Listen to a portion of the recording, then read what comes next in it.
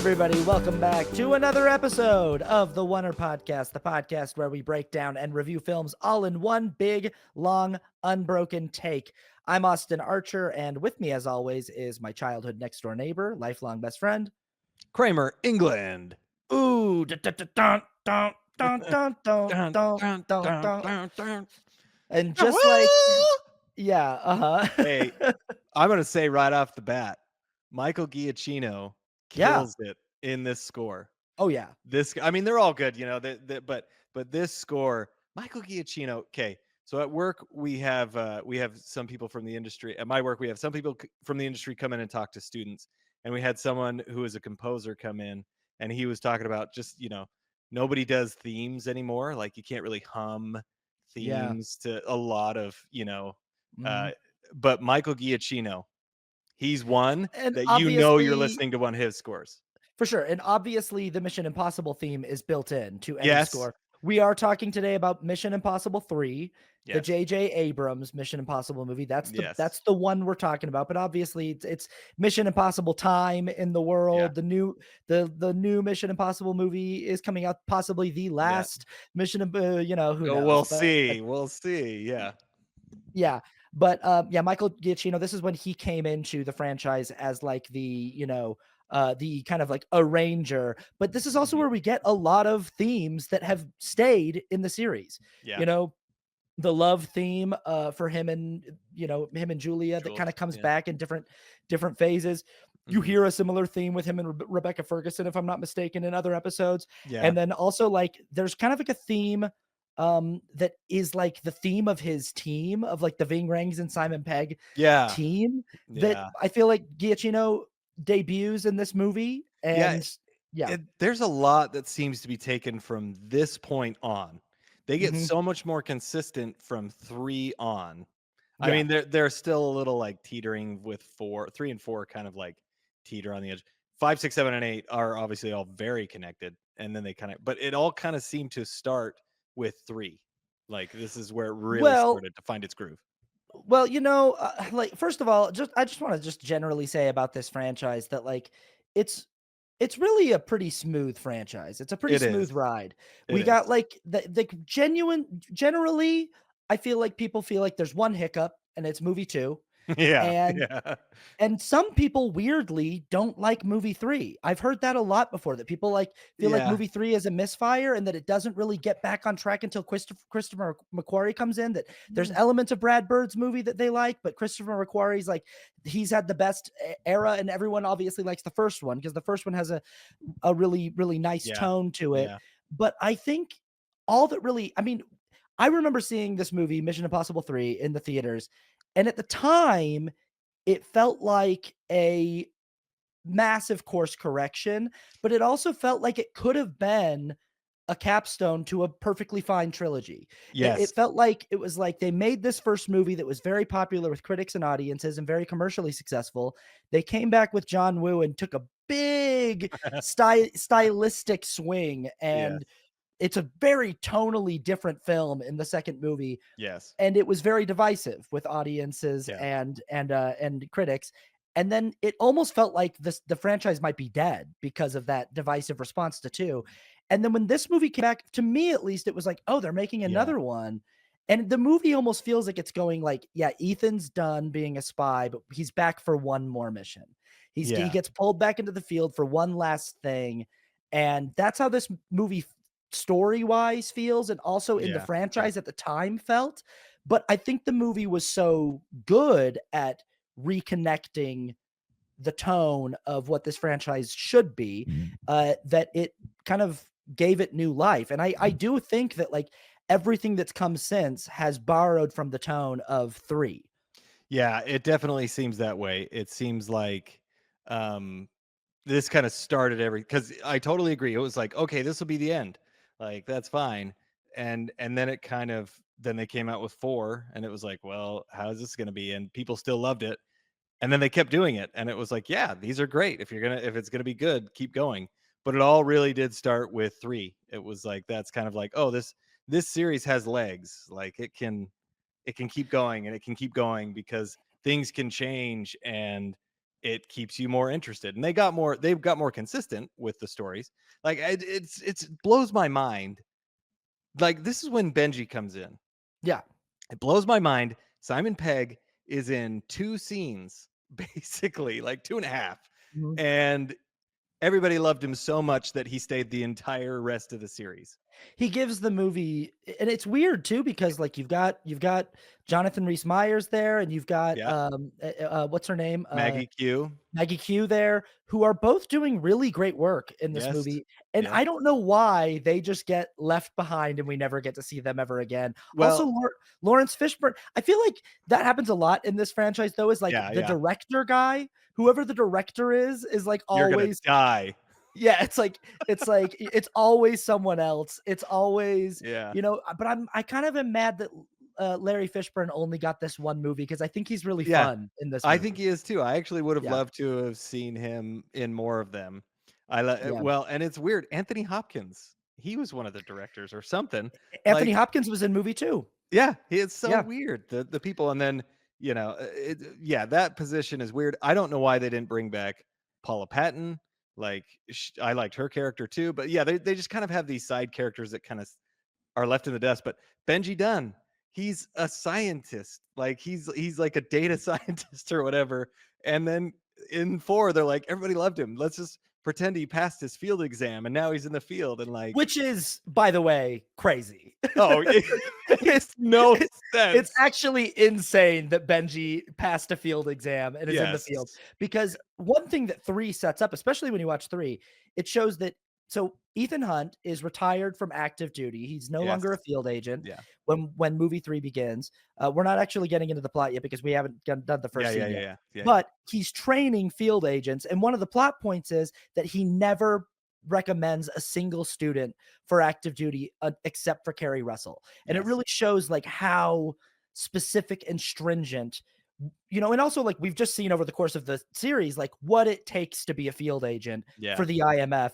And somehow Benji is out, and I guess maybe if they're like, you can have this very specific role as like a Yeah. tech guy, but in 4, he's like in the field with Ethan and with Well, Jeremy Renner, and he's like out there doing stuff. and he has combat training, like Yeah. he fights people and like he did. But yeah, I think it is the only way that I'm on board with it is like he's always doing the tech stuff because they Yeah. always have things that they need to do. So it's like, okay, he's good enough to shoot a gun and like help when needed, but he's there for all the tech stuff. So You know what's crazy is I thought watching 3, I was like, "Oh, I guess the only 2 people that are in every single movie are Tom Cruise and Ving Rhames." Ving Rhames isn't in 4.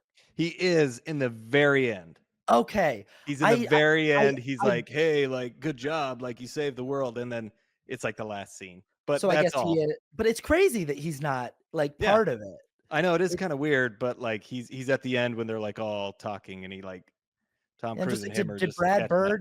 Did Brad Bird just not like Ving Rhames? I don't, I don't I wonder if it maybe scheduling issues and like, Maybe. oh, we'll just have you do a cameo. Who knows? But I mean, him and Tom Cruise are the biggest two. They're in every one. So yeah. What else is Ving Rhames doing other I than know, that's what I was thinking. what Yeah, else? you never know. He's doing the Yeah, Arby's commercials, which he does a great job of, by the way. yeah, uh-huh. "Arby's, we have the meats." Is that him? Yeah, I never knew they're who that great. I was. love I love those commercials, and he does Yeah, a great job on those. Anyway, I don't know him what he and was doing, but maybe that's it. Brian Cox doing McDonald's commercials. Yeah. Ba-da-ba-ba-ba. Um, Why did they get Brian Cox?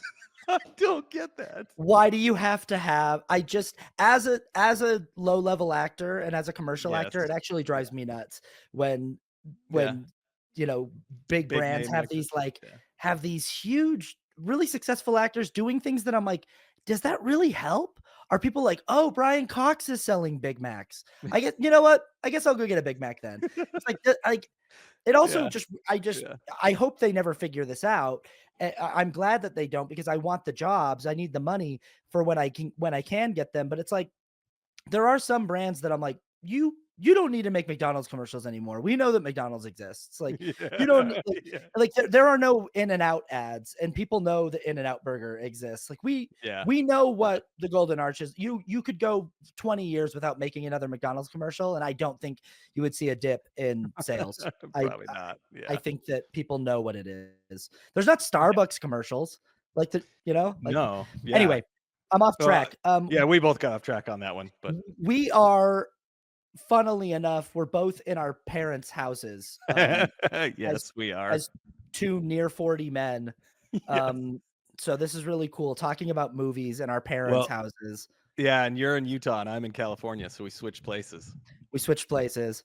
Yeah. Um, yeah, but yeah, this is a franchise that I think mostly goes down really well. This is my personal favorite film in the franchise. Ah, okay. Um, Nice. I'm glad we chose to do this one. Yes. I think this is like the most well, I'd say 2 is the most unique, but this is the most unique that works to me. This one is the It one is. that feels like it's the biggest departure from the formula, you know? Yeah. Yeah, it Uh, it really, really is, especially the beginning. Well, yeah, after the intro. Yeah, he's in a completely different place. right. They took a big swing with that. But yeah, I totally agree. Yeah, we can get into our little plot breakdown now. I Mhm. think, obviously, if you haven't seen Mission Impossible 3, it's a Spoilers. 20-year-old movie. This is a 30-year-old franchise at this point. That's crazy. But Like spoilers for 20 Mission. years. Oh my Yeah, gosh. 20 years ago. That And is insane. I remember seeing this in the theater and thinking, "Boy, Tom Cruise probably can't do this for much Yeah, longer." right? And he does it And 20 more years. I thought that 20 years ago. Yeah. I was wrong. And I'll Did we probably see be this thinking the same together? thing in I'll probably be thinking the same thing in 10 years, you know? Yeah. Yeah, probably. But did we see this Uh, together? I can't remember if we I might have. remember we talked about it all the time. Like we were it when it came out, it was I remember not expecting much and being very blown away by how much I Yeah. loved this movie. And I still Ye kind of feel that same way. So I will say, when I first saw this in the theater, I do like the way that they've decided to edit this opening scene to Yes. take something from the end of the film as like a teaser for what's coming later, and we don't really have context to know what we're looking at, Yeah. but the scene still we feel through the performances, the stakes and the weight of the scene. Yes. I will say on rewatches, I'm kinda like, I get why they did this, it's a great hook, but I kind of wish it's such a good scene, I kind of wish that we could enjoy the scene in its entirety with all 10 counts Right. when it actually takes place chronologically in the story later on, Right. because Right.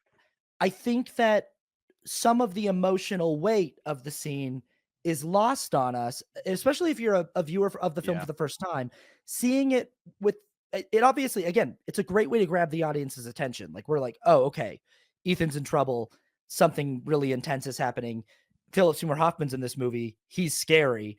Um, Yeah. but if that I think that that scene would actually hit harder if it came if we didn't see it at the beginning, you know? Yeah, I think that's a really great point, and I have wondered that as well because I feel like this entire movie, this is J.J. Abrams' first feature film that he directed. And it's an interesting story how he got the job. They had like David Fincher, according to Wikipedia, David Fincher was working on this movie for a long time, and then they got uh Carnahan, what's it, Joe Carnahan, I think, to Mm, work on that for a long time. And then I guess they had creative differences. So then Tom Cruise just like binged Alias and was like, "Hey, let's get JJ Abrams to do it." So he was like, "Yeah, I'd love to do it." Right? Who wouldn't? mhm, And but this was his first time directing a feature film, and I feel he even says it. Like I've listened to some commentaries of him and read some stuff about him, and like you can tell that he's pretty new. I mean, he does an amazing job. And, like, this is not taking away from the movie, but there's definitely some things that I'm like, okay, this feels kind of like more like a TV show thing than like a movie thing. And I can forgive it mm, because it's not the worst thing. It's more like it's a little weird that that's in there, but you can kind of see that he's a little inexperienced. But that's like such a nitpick. I don't want that to be like a negative. It's like you know, even when he says like, "Oh, I didn't really know what I was really finding myself as a director here," which he found it really quick because he is an amazing director. Well, here's what I would say about J.J. Abrams as a Yeah, director yeah, yeah, in yeah, yeah. general. What I observe a lot in his films is there's this layer of insecurity and self-consciousness. Yes. And that's what I feel like is this choice Yes. is like, they're not gonna if we just start with Ethan at a party and he's, like, engaged and it takes us a while to and it takes us, like, 5 to 10 minutes to Yes. get into the first action sequence, they're not Yes. gonna forgive us, and it's like, "Sure we will. We've already bought the Yeah. ticket. Trust the movie. Trust that Tom Cruise is a big enough movie star that Yeah.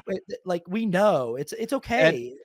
You we know? get into after the first opening scene, we get into the action pretty quick after Oh, that. yeah. Oh, So, yeah. I think it could have been fine. It would be interesting to see, but I'm sure I totally agree. It does kinda come off as like his he's not confident in himself. His insecurities kinda And who knows if starting it with it. was and who knows if it was a J.J. Abrams as a young director having final Yeah. cut decision, or if it was the studio coming in and going, "Is there anything we can start with to really give us a punch at the" who Right, knows if it was a right. studio note, but because these movies, again, like I talk about the formula of these films, they are very Yeah. formulaic as a franchise in general, and there's kind of a structure to them, and typically, they start with some kind of attention-grabbing action sequence. This Yes. movie doesn't necessarily start with an action sequence, but it starts high intensity. It starts Yes. in the middle of it's sort of a disorienting thing, and it's a structural thing that can work. My problem with it is it's such a good scene, and it's such Yes. a good moment for these 2 actors that I'm like, "Boy, if they had saved that for Yeah. when it act," because then when we come back to it and we actually do the thing where we sort of edit away from it and we kind of Yep, cut yep. out the middle, I'm like, "Now you used the scene in the wrong spot." Yeah, You I you know? totally agree, especially Philip Seymour Hoffman. Yeah. Just like the way to start this off, which he's not in the movie much, comparatively, which I actually like because Yeah. you always want people wanting more, right? And I always want more of Philip Seymour Hoffman, which is a great Every thing. every time I see this movie, I'm convinced that he's in more of it than he is. And Yes, yes. and then I'm like, "Boy, he's in, like, 4 scenes." Yeah. And like 3 of them where he, like, actually talks and has but he's so compelling. He's just Yes. so Yes. interesting. The And the yeah. the the best thing you can do in an action movie, the best thing you can do for your protagonist is to have a good antagonist. That will make everything better. Like when you have a Mhm. great antagonist, it just makes everything work so much smoother. The best action movies have the best antagonists usually, right? So, and this one he's amazing. I love 5 and 6 Right. with Lane, Solomon Lane. He is Solomon Lane. amazing. That's 7 and 8. We'll get into this more when we One review of the big 8. one of the big problems with 7 and 8 is there's not a strong enough villain. No. It's the problem with 4 too. With 4, I'm just like, "I don't really care about this guy." Like, Exactly, exactly. I It's don't like, really who care is about this this guy. guy? He's not gonna stand up to Tom Cruise, like, this old guy? Like, what is And it's it's maybe one of the best things about 2 is that, like, yes. is he's fun. Yeah, What's well, his and they're name? yeah, the Uh, almost Wolverine, Almost uh, Wolverine. Yeah, yeah, Doug Ray Scott. Doug Ray Doug Scott. Doug Ray Scott is a lot of fun in He 2. is. Well, And and and 1 has a great villain. I really like, yes, John Voight, John with Voight, the yep, yeah. and it's a good twist, right? It's a Uh-huh. great twist, so it's a great one. Yep. But yeah, Doug Ray Scott, the funny thing about him too is that the great thing that they did for him is that him and Ethan are like the same person, you know? Mhm. They play off each other all the time, even in the movie, like, "Oh, you've worn a mask as him before," you know, like, "Oh," so it's kind of that, like, mirror image type thing. But Right. yes, that it is a good villain, even though the movie overall isn't great. But yeah, Philip Seymour Hoffman is him and Solomon Lane are probably the 2 villains in this franchise that just totally stand out as the ones that every time they're on screen, I wanna watch what they're doing. And I love that they're not taking huge swings, but they are No. really, like, villainous in the perfect way. And Philip Seymour Hoffman is so good in this. Philip Seymour Hoffman as an actor is the antithesis of self-consciousness and insecurity. Yeah. He is somehow I watched a video essay about him recently on YouTube about how, like, Mm, it's crazy the career that he had because it's truly odds defying in Hollywood. It's so hard for a yeah, person who looks like Philip Seymour Hoffman to have a career as a serious, like, leading man actor, number one, like a big heavy hitter movie star. And right, he started out kind of as like a character actor who would show up, like we talked about, like Twister, and right. he would play these kind of funny side characters. But once people got a glimpse of what he was capable of doing, and people like Paul Thomas Anderson started giving him bigger Yep, opportunities to show off, and Hollywood started letting him play bigger parts, and yeah, people really got to see like what he was bringing to the table. Every time he was given an opportunity to shine, he would step up to the plate with like such confidence for a guy who's like yeah, doesn't look like a traditional movie star and does and this movie, it's like he's not even trying.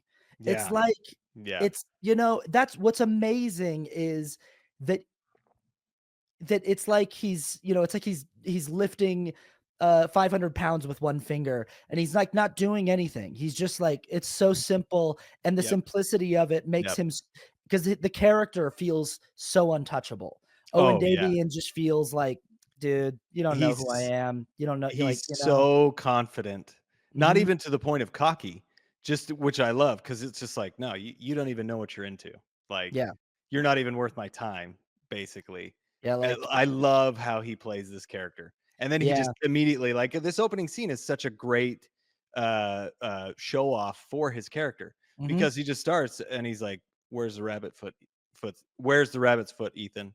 Right? And he's like, "That's what I gave you," and Yeah. he's just like he's totally fine, and then it escalates, and when he shoots her in the leg, and, like, he just starts yelling, it's like, "Oh my," like, he came to play. Like, this Mhm. guy is this scene is, as you say, so great. It's so well done, but I agree, I think it's in the wrong spot. They probably should have just kept it Yeah. at the end. Yeah, unfortunately. But yeah, so we start out with this sort of attention grabbing scene, and then we do our big intro with the fuse and Mission Impossible 3. By the way, this is the last one in the franchise that doesn't have a subtitle. It's Mission Yes. Impossible Yeah. MI2 and then MI3, no subtitle, Yep. just Mission Impossible 3, and then from here on out they all have subtitles. Um, Yep. but this is, yeah, and then we go to, this is what I like about this movie. We go to an engagement party for Ethan Hunt, and Yeah. it's not like a cover story or like something that he's not like on a job and he's pretending to be engaged to this woman and they're trying to get close to somebody. Like, Right. it is, what I like about this movie is it's the one time I feel like in this entire franchise where we see Ethan Hunt attempting to be a normal guy and Yes. just attempting to have a normal life.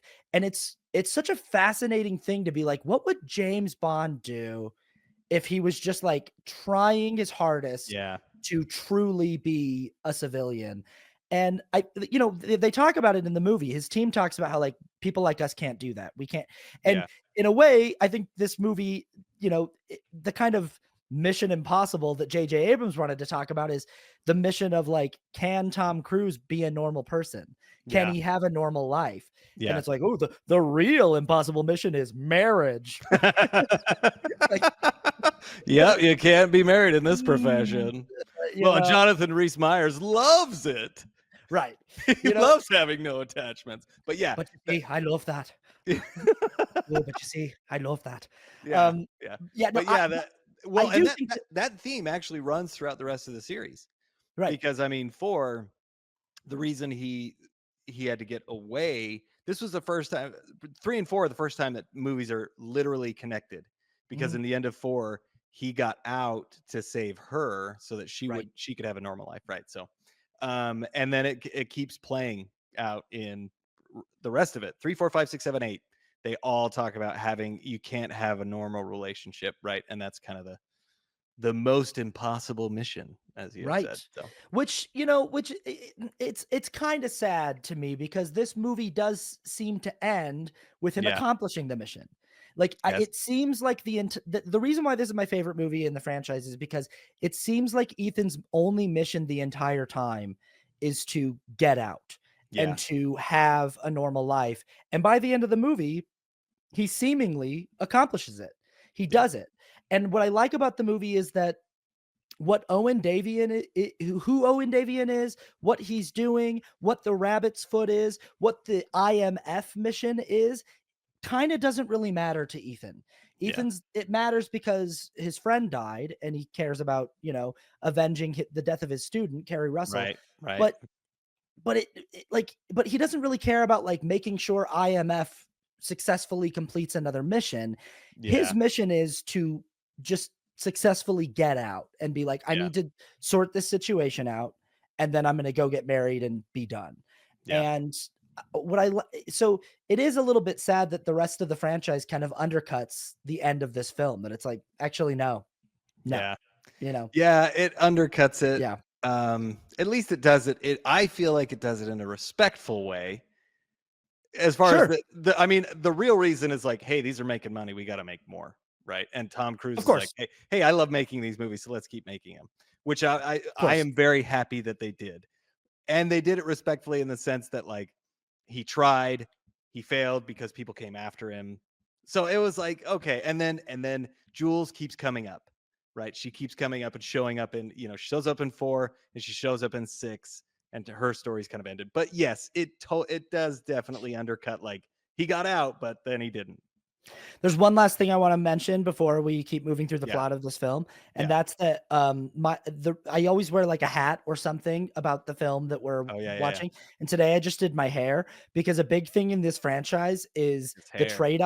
the trade-off of when Tom Cruise has short hair versus when he has long hair, Yeah. and I was literally, like, going through it, and I was like, "Okay, so Yeah. 1, short hair, Yep. 2, long hair, Long hair, 3, short hair, short hair, 4, 4, long long hair." hair. We're back. We split, we boom, boom, boom, boom, boom. Yep, yep, And yep, then yep. I'm pretty sure we go 4, 5 long hair, Yeah. 6, 7 short hair, Yes. 8 we're back. Long 8, hair. Yep. 8 we're He's long so hair. now we got 4 and 4. So they Yeah. literally went half and half. And I was like, that is so funny that I can definitely see Tom Cruise and like Oh, his yeah. stylist being like, Oh, it's yeah. gotta be even. Yeah, It's yeah, yeah, gotta yeah, yeah. be. Well, and what do you prefer?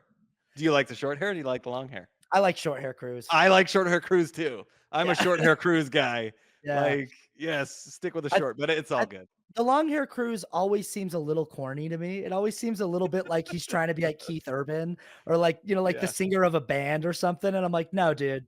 The short hair seems more tactical. It It seems does. it seems more like the haircut that a field agent would have, It you know? yes. He Yeah. kind of blends in a little bit more. Yeah, the Yeah. long hair always looks like he's trying to be like a pretty boy, and it's like, Yeah. no, I don't like that." Yeah. Like, Yeah, I agree. I agree. Yeah. But yeah. Anyway, so he's at his engagement party. He gets a call on the phone that is all in code, as they normally do. He goes down to 7-Eleven and meets up with Billy Crudup, and Billy Yeah. Crudup gives him a disposable camera. Billy Crudup's always fun, Yeah. Yeah. and he's He's a kind of a chameleon actor. I mean, not yeah, in the set. He usually plays about the same part, but sure. it's like, oh yeah, that guy. Like he's actually a good actor. I liked him in this one. I actually really like the way that Abrams and Crudup handle the misdirect with this Yes. character. That Yes. there's a lot of scenes where it seems like Billy Crudup's kind of like getting one over on the boss, Lawrence Yeah. Fishburne, who's the actual bad guy, and the Yeah. Billy Crudup and Ethan Hunt are working together to be like, this guy, this guy's crooked. But Yeah. when you watch it knowing what you know, you're actually like, oh, Billy Crudup the whole time is just scheming Yep. Yeah. and none of his stuff that seems like he's being bros with Ethan is actually genuine. Yes. And that it plays too. You can It see it does. in the performance, and it's a clever little they hide it well. They do. But anyway, he gives him a disposable camera. Ethan goes back to his garage. I like the I always like the different ways that the Yeah. mission. Yeah, However they get it. It's in glasses. It's in a thing. It's on a r- yeah, recording. It's and they all self-destruct, yeah, you know. yeah. That's all pretty good.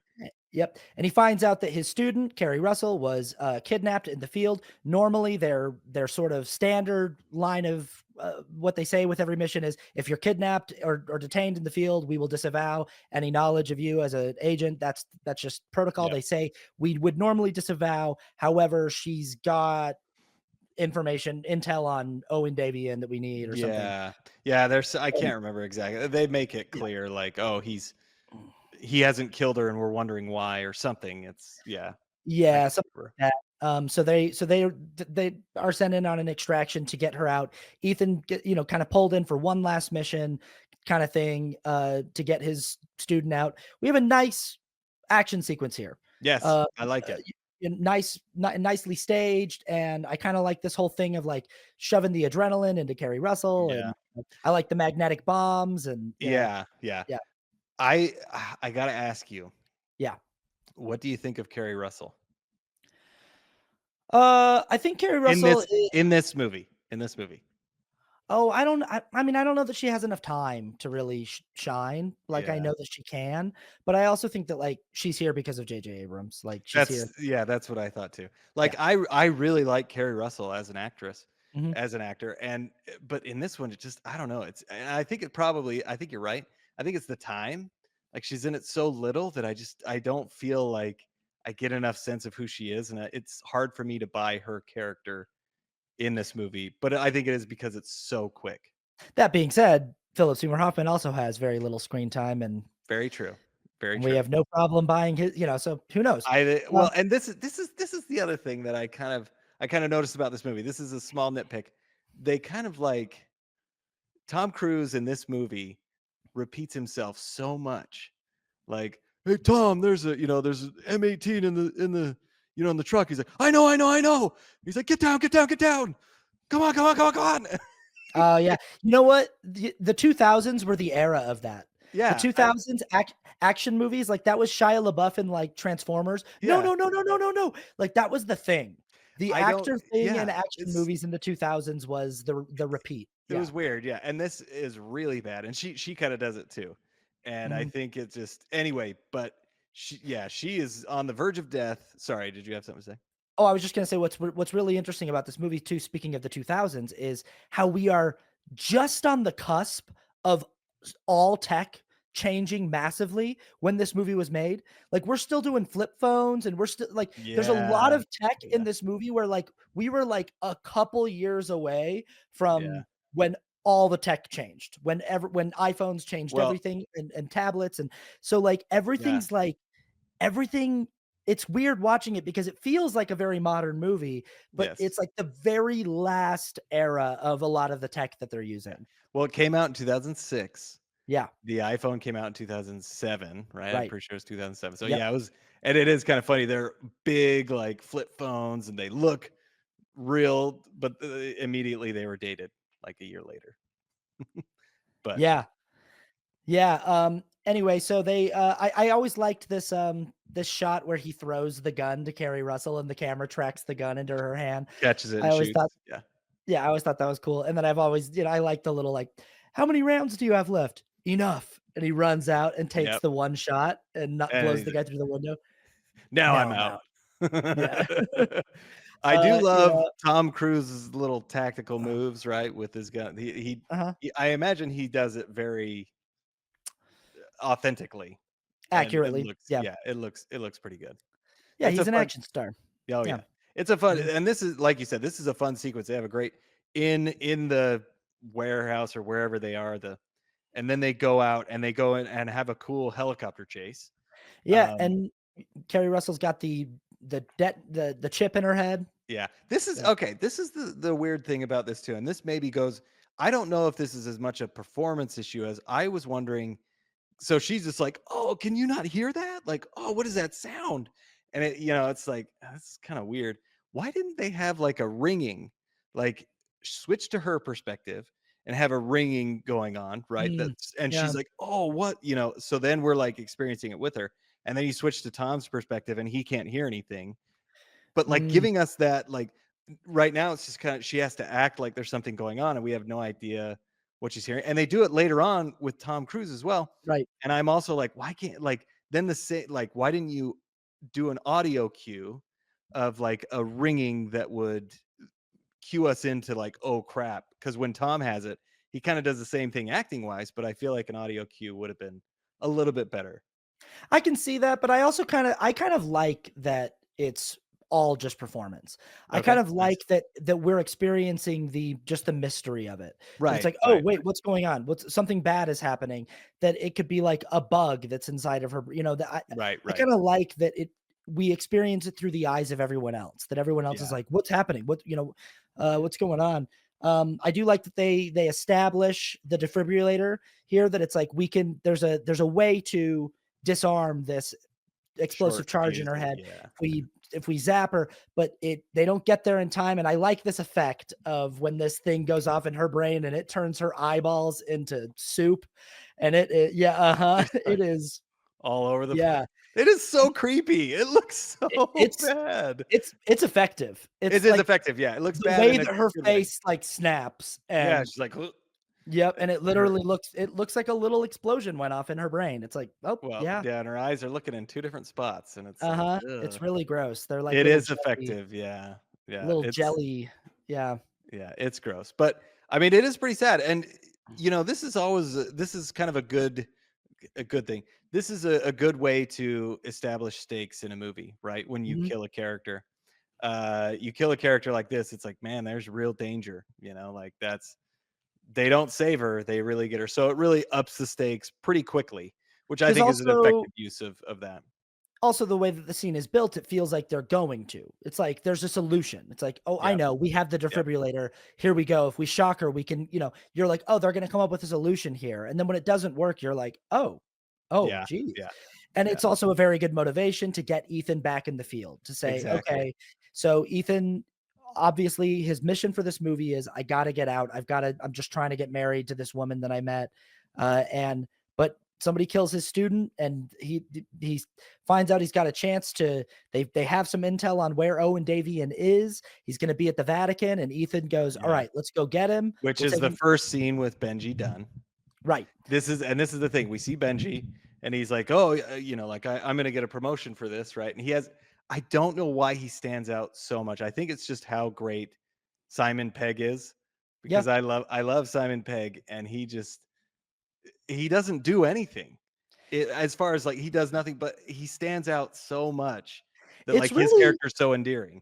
It's really not easy to be in a movie that takes itself, like, pretty seriously and be the comic relief and do it without feeling forced or hokey. Simon makes Benji feel like a real character in this world, Yes. and every time he kind of ad libs or does little asides, Yeah. they feel natural, and there's a good dynamic between him and Yeah. Ethan too. Oh, yeah, That and it's yeah. crazy how he does that through the entire rest of the series. Mhm. Like, he is the comic relief, but he works so well off of Tom Cruise, and, like, every movie after this, and then he has moments where he genuinely has to act, uh, like in 5, he has to pretend that he hates Ethan, right? And, like, he has that interview, and he really has to give, like, an emotional performance, not like huge emotional, but, like, he has emotional moments, and I buy them. So I Mhm. buy him as the serious actor when he needs to be, but I also buy him as the comic relief. It's pretty amazing that out of 2 scenes, he was able to create this amazing character that Yeah. we all love.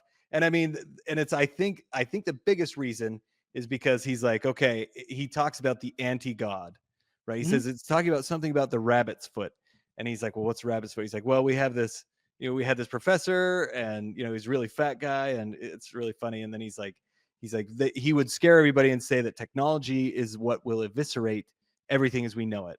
He's like, whenever I hear people talking about spending this much money on something like this, I think of the anti-god, which is what the professor was talking about, which is basically the end of the world stuff. And this is a very much a J.J. Abrams, I guess you Mystery could call it a box. yes, He mystery lo box Yep. trope. He Mhm. he loves to put things out there that don't have answers so that people can fill in the blanks themselves.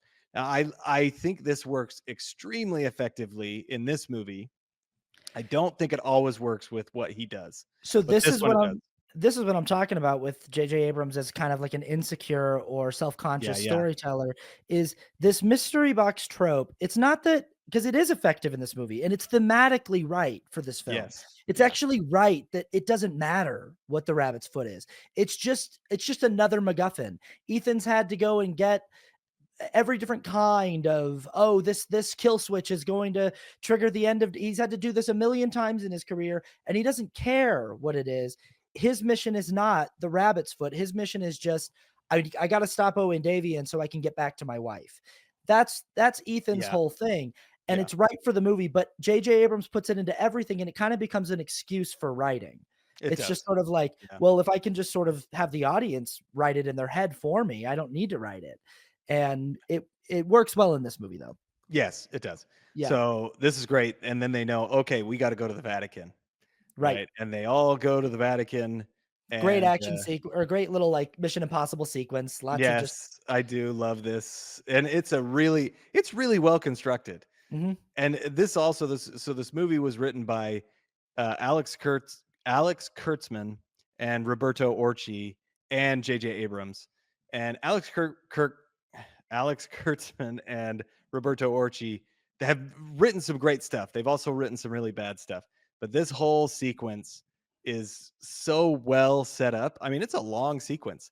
They have to get into the Vatican, and then when they get there, they have to run back and forth. And I like how you're seeing how they have to set up every little piece to make the next piece work, right? And so you see the sequence of events that have to play all like dominoes in a row, And and when we talk it's really about fun.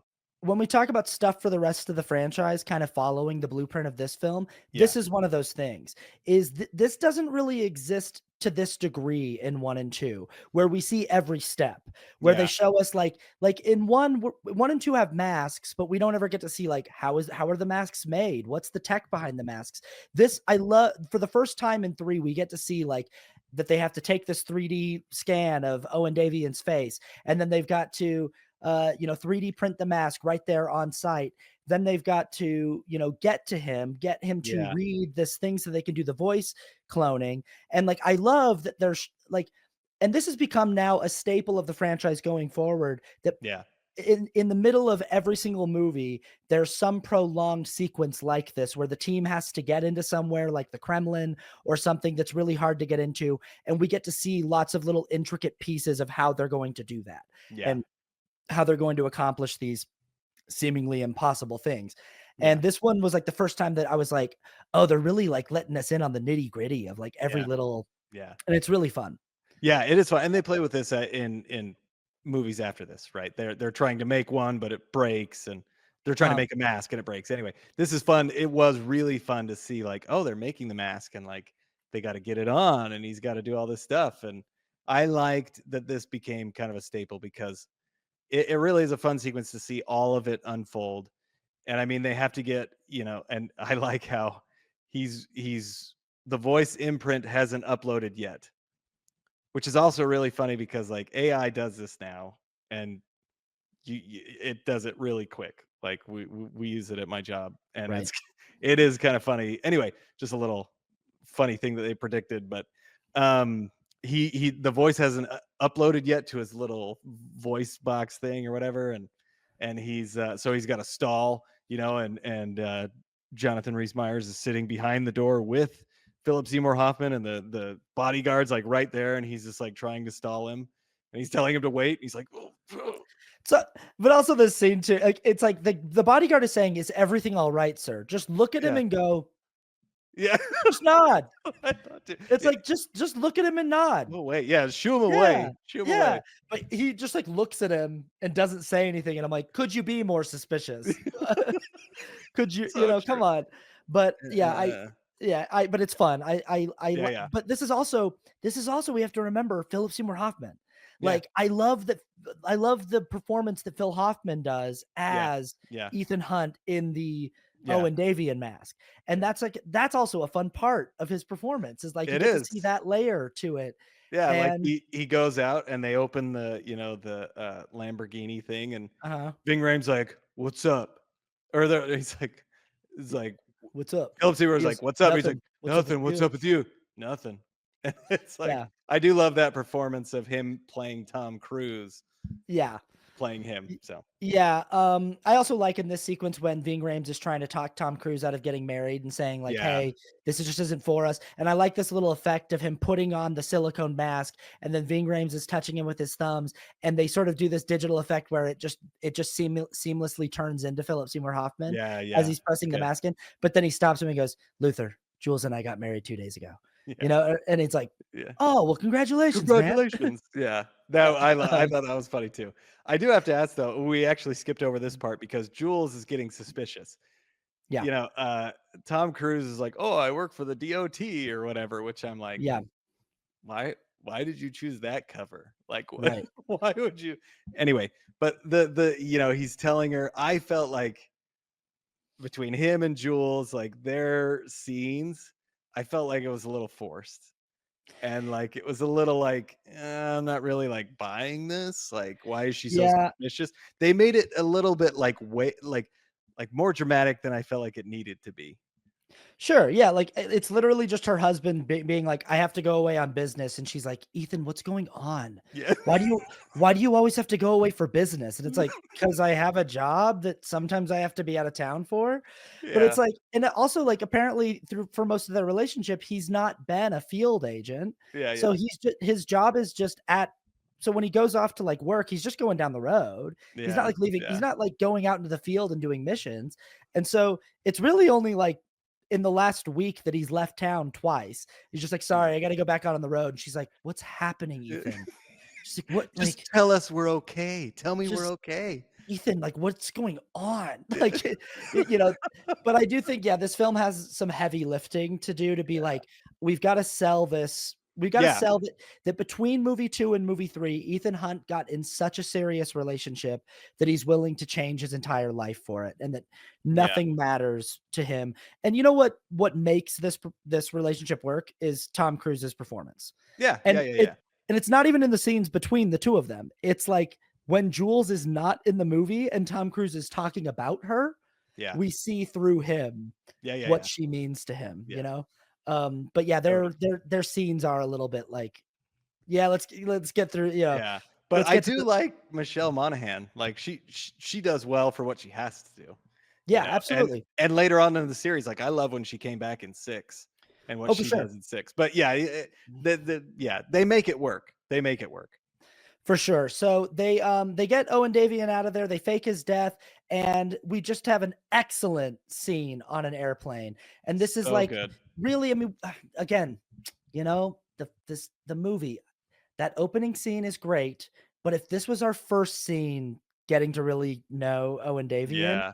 Yeah. I think that even and it kind of is. In some ways, it's like, okay, at this point in the movie, this is our first time really getting to like see Yes. the deal with Owen Davian. And what's so cool about the construction of this scene is the guy is zip tied to a bench and surrounded by spies who have Yeah. just pulled off a heist in the Vatican to kidnap him. He should be at this point, he should, and they've told him, we just faked your death. There are witnesses, you're dead. We're taking you in. Yeah. He should be concerned. And he's just like, he just doesn't even care. Yeah. He's just cool as a cucumber, Yep. And he you doesn't know? even like Tom Cruise starts talking to him and he doesn't even listen to his questions. Yeah. He's like, "What's your name?" Yeah. Like who are you? Or you have a girlfriend? You have like a Yeah. wife or something? You know? Yeah, I it's just like Yeah. it's amazing how quickly they get into this scene. And again, Tom Cruise does a great job. They both do a great job playing off of each other Mhm. because you can just see how pissed Tom Cruise is. Mhm. And you can see that Philip Seymour Hoffman is not really enjoying it, but knowing that he's getting to him, And it's like such a great scene because he throws him over the whatever the latch is. I don't know. You open the cargo hold, Yeah. right? And Yeah. he starts cutting the zip ties, Mhm. and Philip Seymour Hoffman keeps falling further and further, and he's just fine. Like you can see that he's like, Doesn't care. yeah, but he's Yeah. like, all right, just go for it. Like I'm not gonna do anything. So Yeah. it's crazy, But crazy good. like that's the choice that he makes for this character, that this guy just does not blink. That this Yep, guy just yep, like he has just a poker face of steel, that it's like, cool, cut me out of the bench and kill me. yeah, But also in his brain, like he's smart enough to know like you're never gonna do that.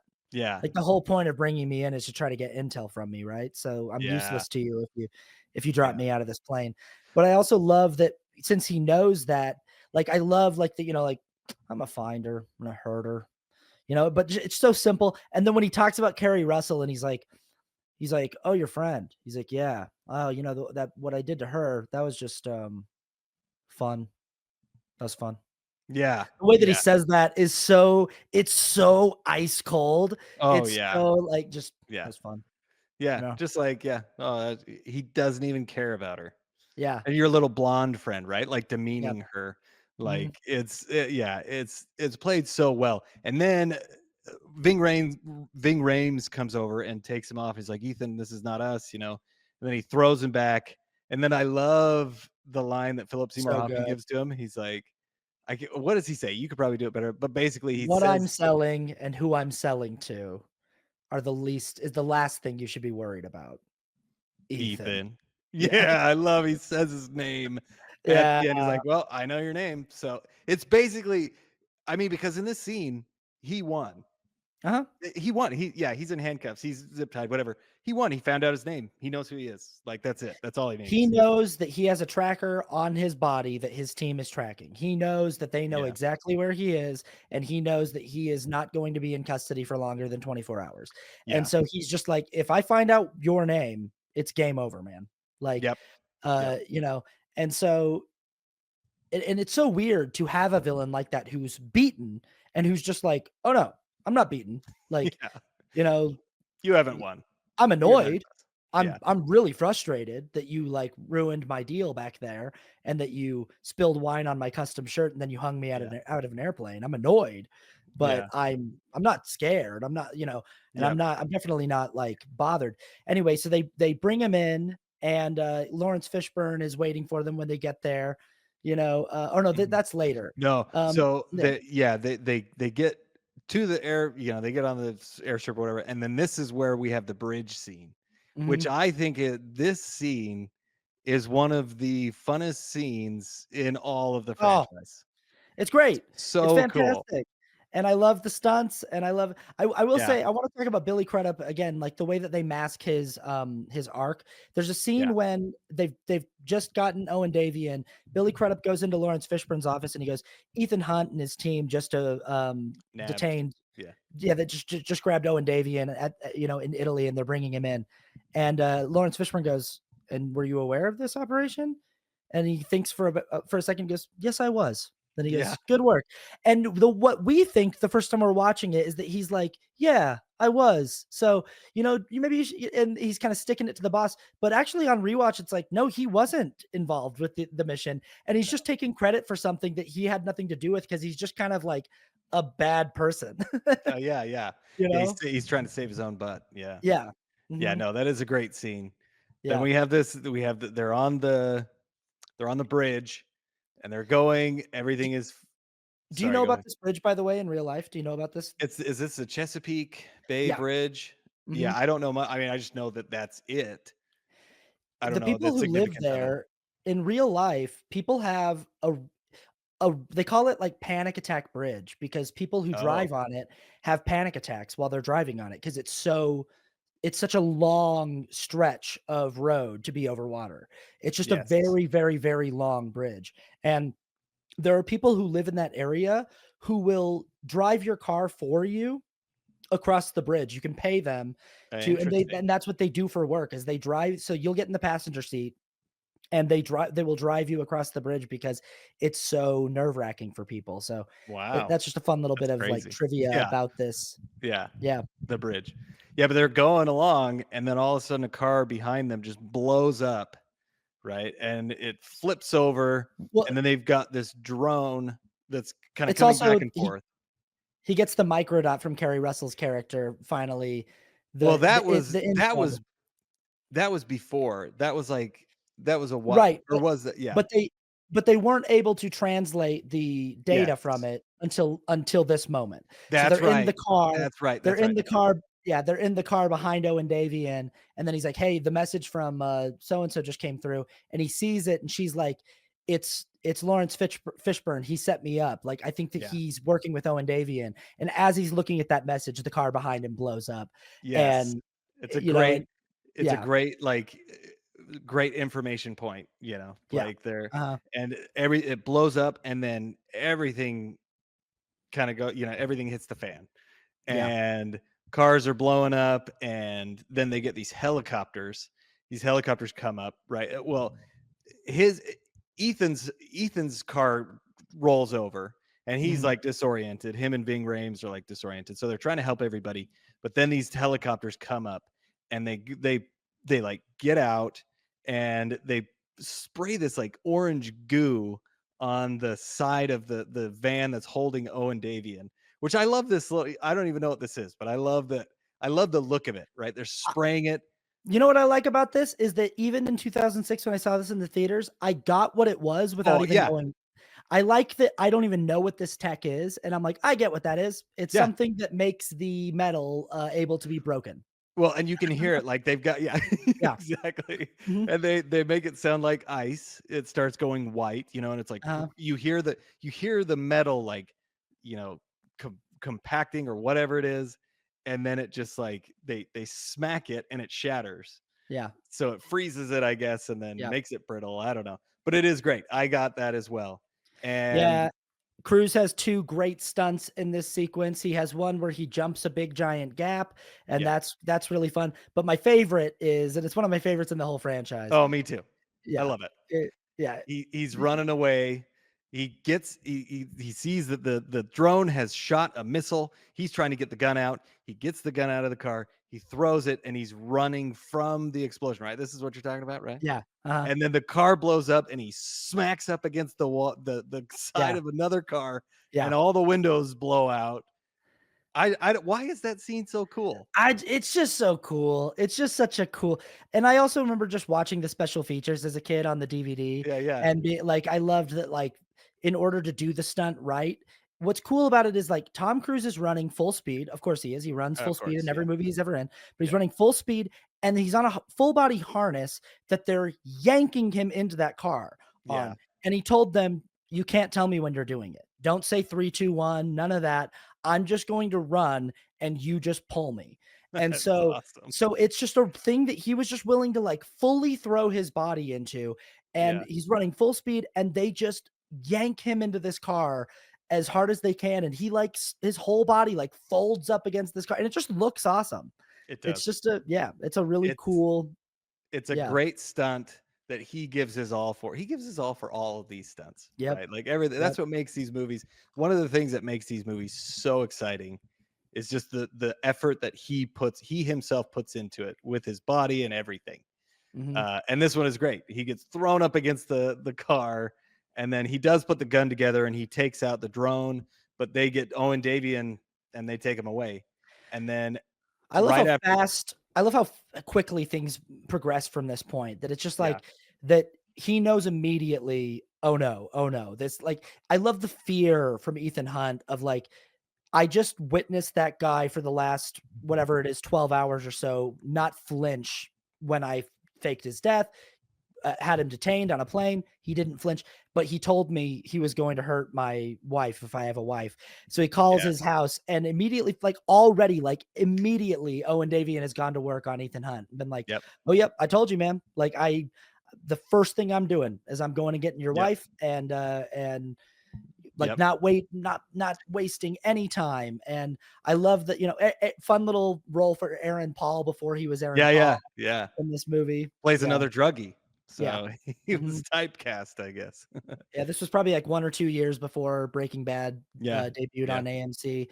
But yeah, he runs to the hospital where Jules works. We see that Jules is kidnapped by one of Davian's guys. I always kinda like this little, like, the Evil creepiness of the scene. British. Yeah, and I also like the staging of this scene, how he runs into her on the stretcher I as like she that too, yeah. it's great. Great It's like, "Oh, staging. you're so," yeah, so close, so close. Yeah, and it's Yeah, like so it's just like, "Oh, no," yeah, and then he comes out to the parking lot. I love this phone call too. This is like another like Philip Seymour yeah, Hoffman's just so cold on this call. yep, Just calls him on the phone. He's like, "Hey, you hung me outside of an airplane." yeah, So, and when he starts yelling at him and he's like, Don't threaten me, yeah, okay?" He's yeah, like, "Look, what are you doing?" Like, yeah, yeah, like, "I have yeah. your wife. Don't threaten me. What are you Yeah. doing?" Yeah, Like, exactly. And yeah. then Lawrence Fishburne has gotten he takes Ethan Mhm. in. He gets Yep. him, he detains him, which I always thought this scene was kind of funny. Yeah. They've got him in like Hannibal Lecter, like I know, I'm like, face mask. why does he need to be in a muzzle? I don't Why know is why. he yeah, what I don't get that. And they have him completely tied down on a stretcher. Like Yeah, yeah, it seems but extreme. it does seem extreme. Seems really extreme. Yeah. Very like, but it is funny because he's totally, lockdown. And then Billy Crudup comes in and he's like, I'm just so disappointed. But then he starts mouthing the words. And Mhm. earlier on, we established that Tom Cruise can read lips. So Yeah, he tells him, like, you got to go to Shanghai and you yeah. got to go to this room. And then he gives him like a, I don't know, it's some lock pick. And they're taking him up and I he think he picks the just lock yeah, yeah, yeah. or a paper clip or whatever Yeah, he something gives like that, him. yeah. And he picks the lock. And I like this little fight scene that they have because Oh, it's yeah. pretty cool, well choreographed because he has to take out like one hand and he beats up one guy and then he's got to take the other one and he's still got one foot in. So it's just kind of like a fun. It's always fun when you in action scenes when you can add things into the choreography that just kind of make things more difficult. The props Yeah. kind of add to the choreography of the scene. I thought this was a fun one. Yeah, it's a good one. It's in this elevator, and Ethan escapes from IMF, and we find out that they're, like, headquartered in, like, the basement of, like a post office or something, which is kinda fun. I think it's the But Department of Transportation, a yeah, DOT, like, yeah, yeah, yeah, yeah, which is fun. yeah.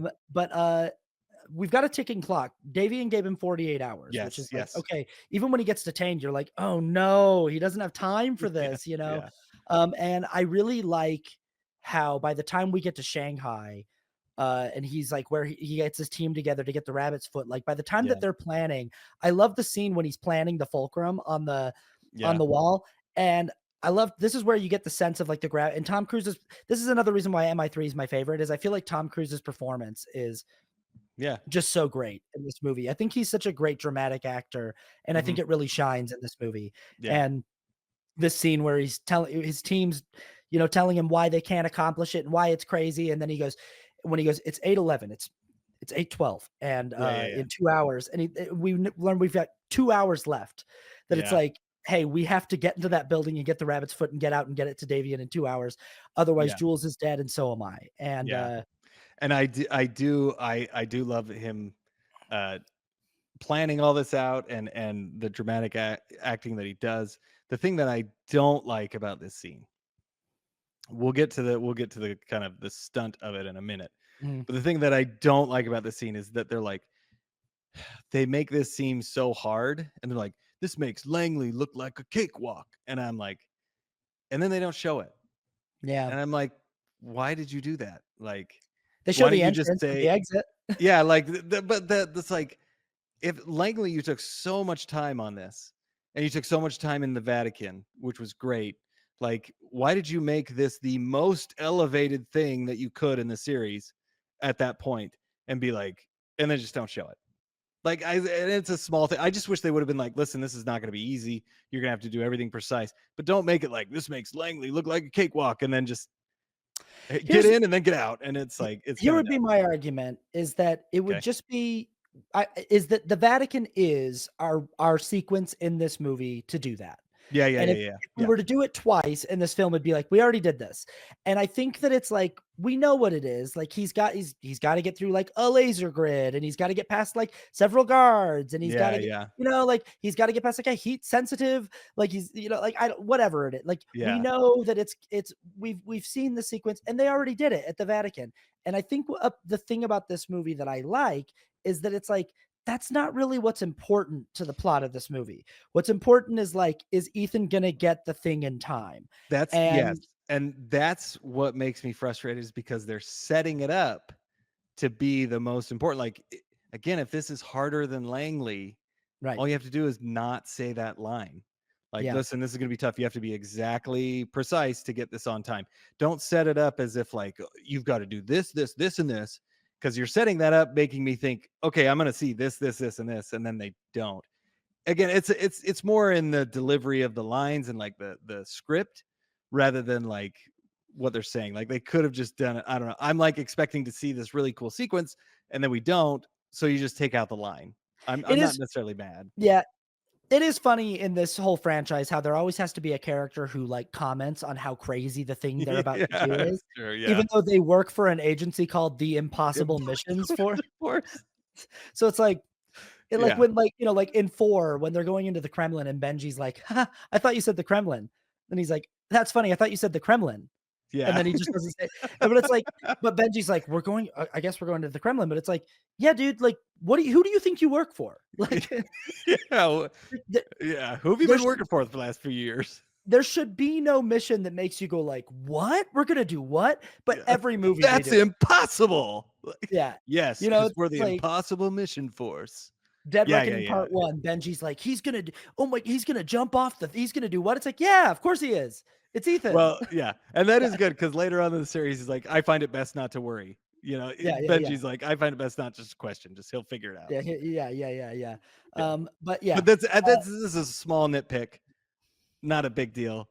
The next part is the part that I love that they really pumped this part on the marketing for this movie. He's on the top of some building, mhm. and we know he has got to jump off, and he's got to swing. And I mean, he's on. Do you know what they did for this stunt? Did he really jump off the top of this building? No, it's awesome still what they did. It's similar Yeah. to what Florence Pugh did in Thunderbolts. Right. It's a big green screen warehouse, but he's still doing basically a bungee jump on a harness off of a 100-foot platform.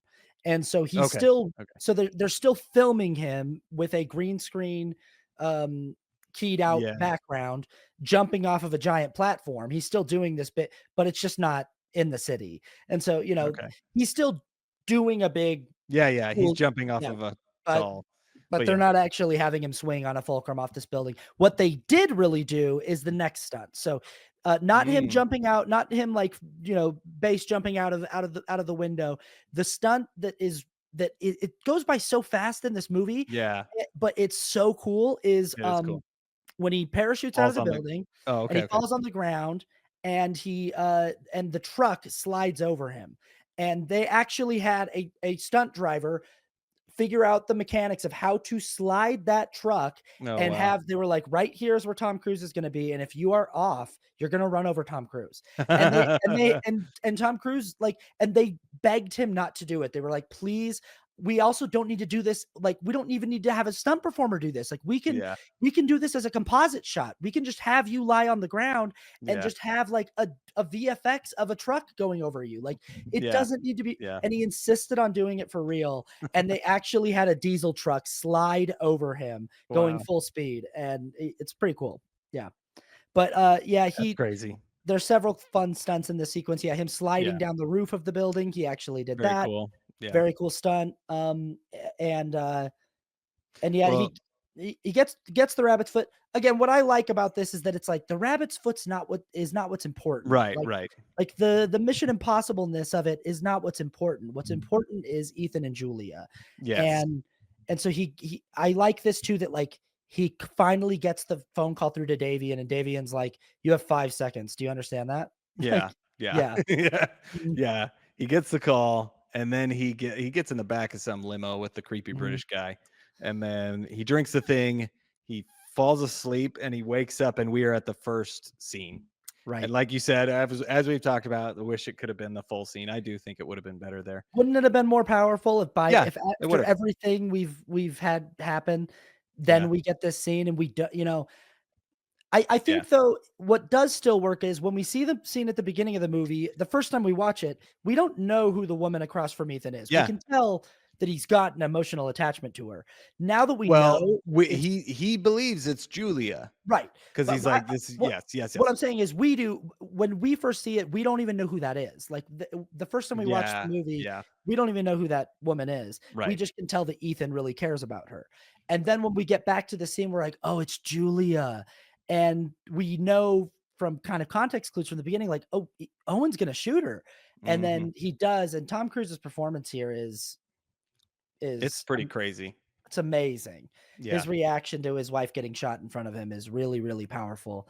Yeah. And I mean, and he it just doesn't say anything, and yeah, you just see it. there's Yeah, just it's tears really just good. pouring out of his eyes, yeah, Yeah. and, I do like this reveal, Billy Crudup Yes. walking in, revealing Yeah. that he was the one behind it the whole Well, time. it's crazy because so the nice thing they do is they do let it play out, and you see the emotion on Tom Cruise's face, and you see that he feels like he has just lost his wife. And then they do they do this thing where you think you're looking at Tom Cruise, But then in the background, Philip Seymour Hoffman and the other guy are just kind of like sitting there and they're talking to someone. And Mhm. then they walk away. And then all of a sudden you see Billy Crudup come in. And it's kind of like, whoa, what the? It is a good way to reveal this, like Yeah, it's kind of like, oh, and then he's like, the first thing he says is it's complicated, it's you know? complicated. Yeah. Yeah. Yeah.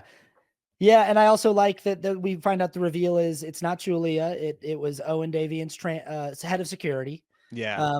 who failed him at the Vatican, and so they put a mask on her of Julia to make sure that I Ethan had really brought the rabbit's foot. Yeah, I And do actually really like this whole reveal of like they needed to make sure that it was a rabbit's foot. So they pretended to kill his wife. Like it's actually like, wow, that's a very, very creative way of doing that whole scene. Like well, and it's they also needed to make sure.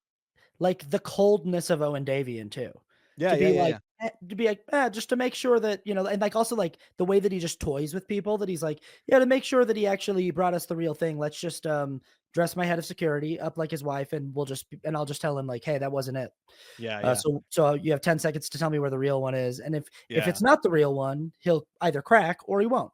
Yeah. And but I also think this is a really cool practical effect when Billy Crudup pulls the tape off of Yeah. Julia's mouth and the mask rips and it kind of rips up the side and we Yeah, and see you see her the face. other woman's face underneath. I think that's a really cool Very cool.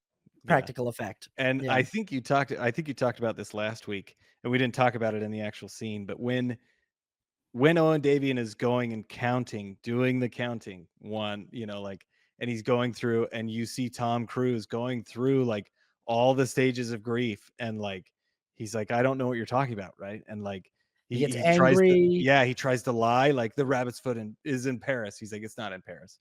Like, and again, he's just toying with him. Like, Yep. it's a Bargaining. whole, yeah, it's a whole Ang- great sequence that I love the back and forth between the and two. it's I know, and it's like it sucks that where it actually comes chronologically in the movie, like where it actually Yeah, lands, we cut away from it. We yeah, cut to the team getting back and Lawrence Fishburne detaining the team, and then we yeah, cut back to like 7, like count 7 right after he just yeah, shot her, you know? And but like I love the in the fullness of the scene when when he's just kind of like, "Hey, listen, whatever went wrong, I want to and yeah, I kind of, I want to I want to get you what you want, but you yeah, got to do what's right, you know? yeah, yeah, And it's such a strong scene from no. yeah. No. Yeah. When he 10. shoots her. Yeah. Oh But man, it's crazy. yeah, so Tom Cruise, he gets confirmation that Julie is still alive by pulling in Cruddy Crudup, and Yes. little Crudmeister Crudup. He pulls him.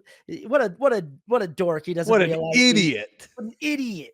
What an Crudup. idiot. He says, "Come over here so I can talk to her." Gets him close, bites him on the hand, gets his pen out of his pocket, and Picks his lock. picks his lock. He gets out of there.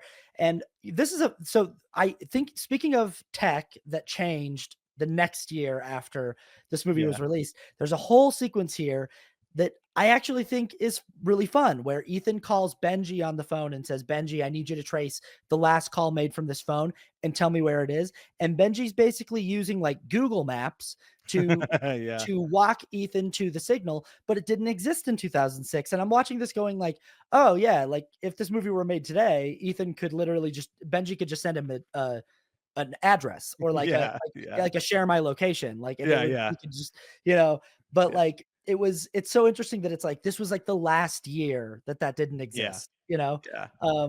but I Yeah. like It's this. good. Again, we have some really simple but effective practical stunt work from Tom Cruise, like Oh him yeah. running across these rooftops and like, Yep. doing like little parkour stuff and then this sprint down Th- the I yeah, This has got to be the most prolonged sequence of Tom Cruise running in any yeah, film.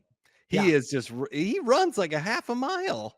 This is the ultimate, Tom Cruise run. This Yes. run specifically where he does the straightaway down Yep. the Yep. Yep. river, they had a high-speed boat with a camera on Oh, it, they did. a stabilized camera following him, Nice. and it was like this whole thing where and I'm pretty sure they said it was like a quarter mile, Yeah. and I he just totally sprints believe it. it.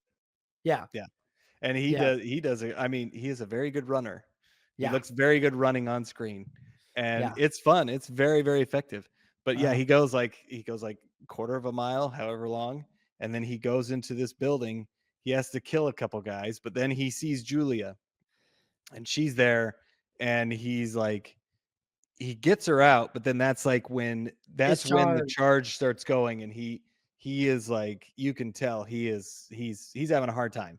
And again, I talk about Tom Cruise's performance in this movie, and it's one of the Yeah. reasons why I think it's one of his strongest performances in the franchise. And this is another moment where I'm like, boy, is he selling this for me. Like Yes. he's just, I just buy that there is something going off in his brain. He's so good at selling like the distress Yeah. and the I think pain. I think that's probably also why Carrie Russell is, just because the way that he does it seems so much more effective, and Yeah, she barely has any time to do anything with it. But right. it's he really has a hard time even speaking and looking. Like, it's hard for him almost to like open his eyes because it Yeah, seems so hard. But yeah. I love this fight scene because then Owen Davian comes in, Philip Seymour Hoffman comes in. He's like, you've got about 4 minutes, maybe, or whatever. Which again And is so like action movie. It's like oh surely yeah, you yeah. just have a detonator that you could just Just like push push a the button. button. Yeah, just like, Scotty, you just don't but get it. you just don't get it, do you? But also it sort of fits with Owen Davian that he's like, "I like to toy with people." You know, Yeah, yeah, yeah, when he talks about Carrie Russell, he's like, "That was fun." You yeah, know? And like the thing that he does with his head of security, we sort of established that Davian's like, "Well, I don't wanna just kill you. Like, I kinda like to watch you suffer. Like, yeah, I'm certain yeah, you're going to die, and I told you, yeah, I told you I was gonna kill your wife in front of you, yeah, and, maybe I'm gonna kill you in front of her actually," you know? yeah. But And I love how, I mean, this shows how powerful Philip Seymour Hoffman is. I mean, he mhm. like actually has a hand-to-hand combat with Tom Cruise. Obviously, Tom Cruise is not at his best. He's got this thing going off in his head. But I love how he was like dragging him, and Tom Cruise tries to get away, and he just comes over and just like totally punches him in the face. Yeah. And I love how it all like plays out.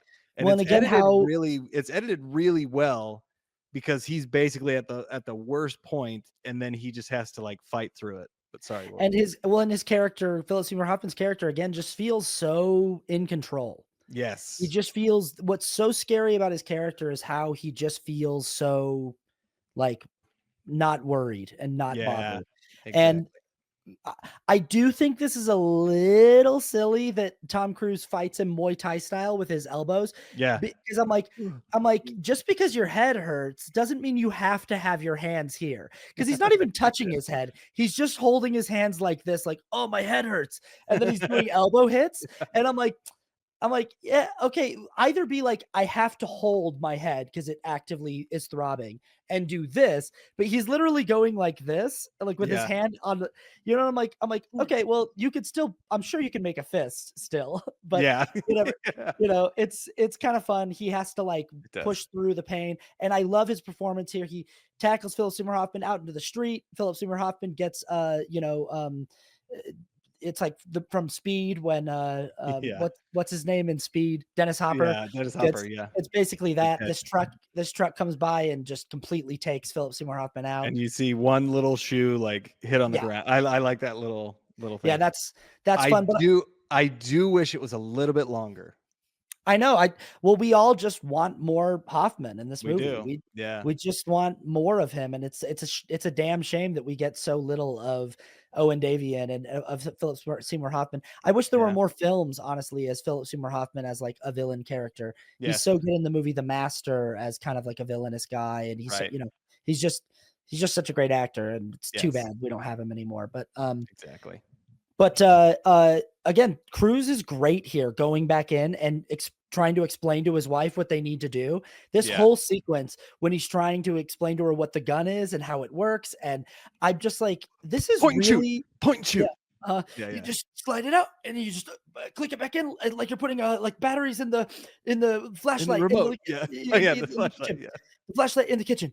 And he explains to Yeah. her how to use the Beretta and how to and then he's Yeah. like, he's they don't have a defibrillator, so he's quickly putting together like I'm gonna pour some water in this bowl and put some wires in the bowl, and Yeah. I'm just gonna electrocute myself.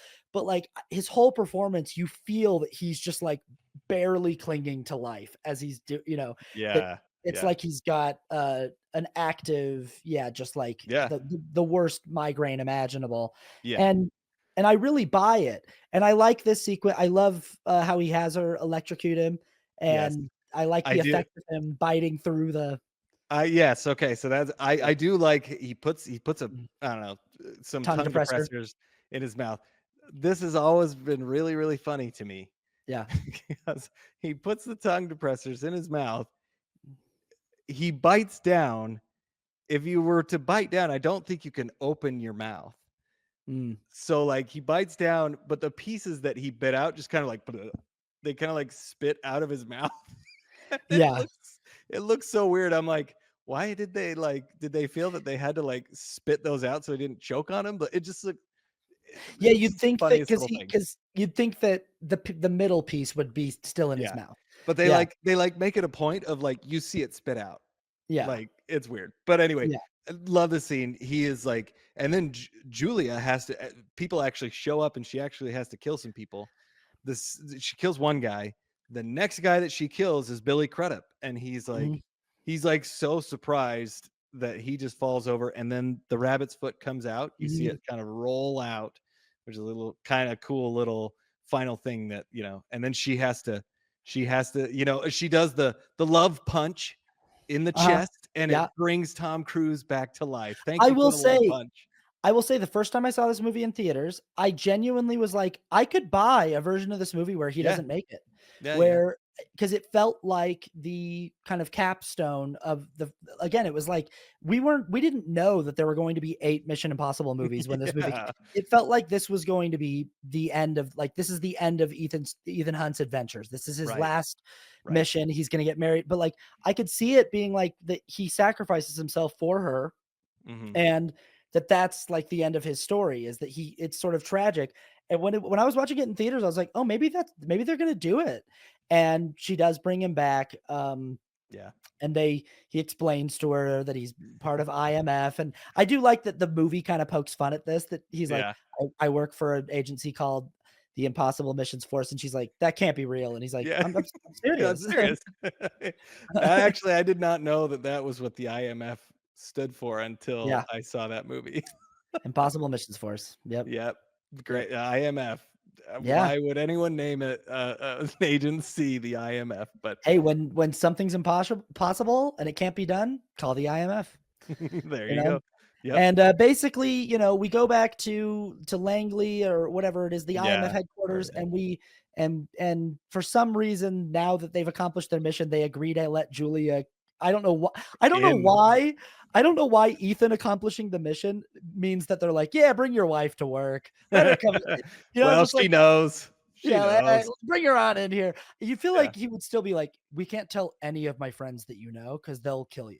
Like Yeah. if Yeah. anyone finds out that you know, they'll kill you, It's the you know? Spider-Man problem. Yep. They'll Yeah, come right, after you. But yeah, right. which they But do.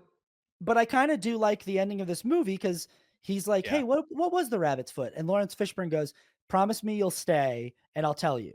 And then he Yeah. just goes, "Alright," and he just leaves. And Yeah. and again, I think this is where the franchise could have reasonably had a really nice ending point. I like the movies that come afterward. I'm just saying, I think Yeah. this would have been a Yeah. really this is a very, like, "and they lived happily ever after" ending, and I'm just not sure that that's, like, what's meant for people like James Bond and Ethan Hunt, you know? Yeah. Yeah. But it Yeah. is a good ending for So, this movie. It yeah. works. Yeah. Yeah. So, all And right. that's it. So let's get into our scores. On this podcast, we give ratings out of 10, 10 being the best, 1 being the worst. We give a technical rating for the craft of the film, how well it's crafted. We give a rating for the ending, how well we feel like they stuck the landing, a rating for rewatchability, a rating for the cultural significance of the film and impact of the film, and a rating for subjectivity. So, Kramer, what is your technical rating for Mission Impossible 3? My technical rating is 7.5. I think the big things are kind of those corny things that we've talked about. Mm-hmm.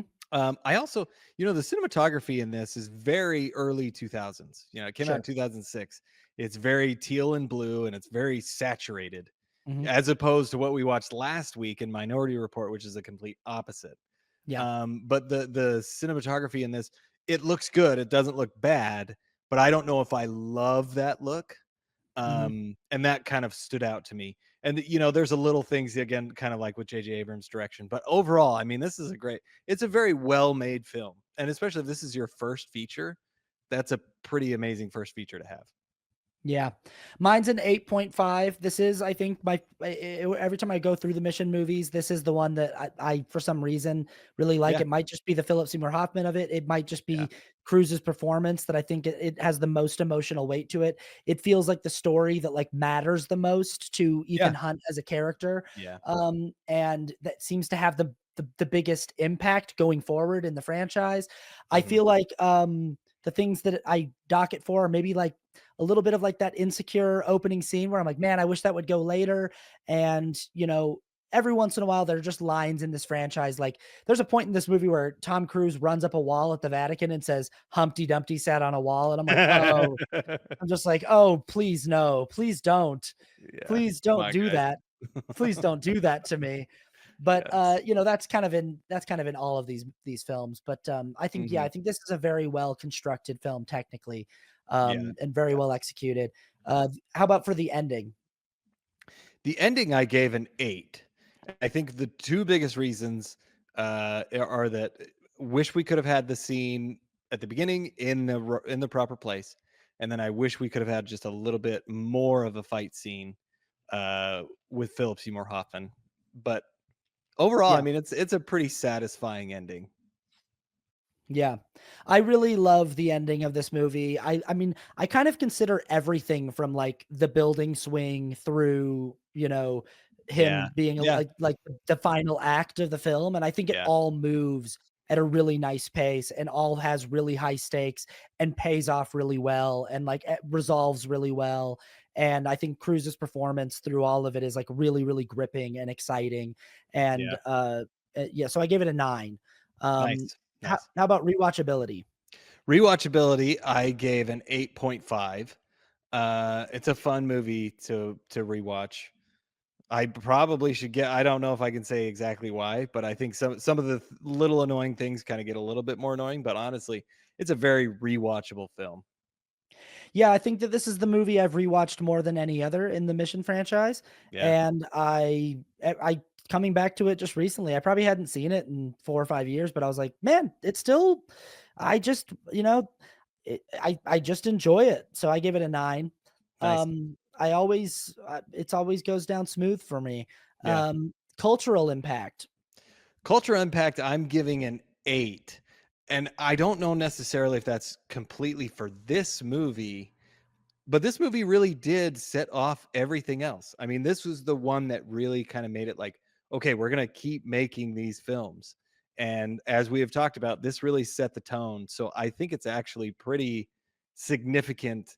Maybe not the movie itself, but for what it did for the rest of the franchise. So I gave it an 8. 100%. I gave it a 9. Culturally, often this is a very hard score for us to give, especially with new Yeah. films, because we don't really know. But this one, I think we actually can see that, like, the rest of this franchise, which is a big part of the film industry in the late 20th and early 21st century. It's one of the biggest franchises in the world in Yes. in cinema. Uh, so much of the franchise was kind of influenced by this installment and kind of colored by Yeah. this installment. And I definitely think that this, especially, being like the last of this era before this sort of technological shift, and I think that there are a lot of elements to this that carried over, not just in the franchise, but in other movies too. Yeah. Um, Yeah. so I give it a 9. Subjective score. My subjective score is an 8. Yeah. I do really, really like this one. It's definitely one of the better ones. Like I said, 6 Fallout is my favorite. Mhm. But this one has a lot of great this is definitely in the top, for me. But yeah, I loved it. I gave it a 9. It's Nice. yeah, I like it. Nice. If I had to do a ranking, I'd probably put Fallout either 2nd or 3rd behind Yeah, the first one. I think the first one might go 2nd for me because I like right. the uniqueness of that one too. But Pretty yeah, great. yeah, great franchise. We're doing the new one next. We're doing Dead Reckoning or the Final Reckoning Yeah, next. don't get it wrong, it's not Dead Reckoning Part 2, it's the Final Reckoning. The Final Reckoning. He's hanging off of a biplane. He's still at it. Tom Cruise is still getting after it. Go Yeah. see it in theaters if you want to watch along with us for the next episode. That's what it Yes. will be, and that will kind of And cap off our Tom Cruise uh a yeah. thon. Yeah. So And hey, I saw this movie today. I mhm, saw The Final Reckoning just right before we recorded. Go see this movie in the theater. yeah, Seriously. It is worth it yeah. for sure. Yeah, and you're gonna have to if you want to watch along with us Yeah, yeah, you will. for Yeah. next week's episode. So, Yeah. okay, we will see you then.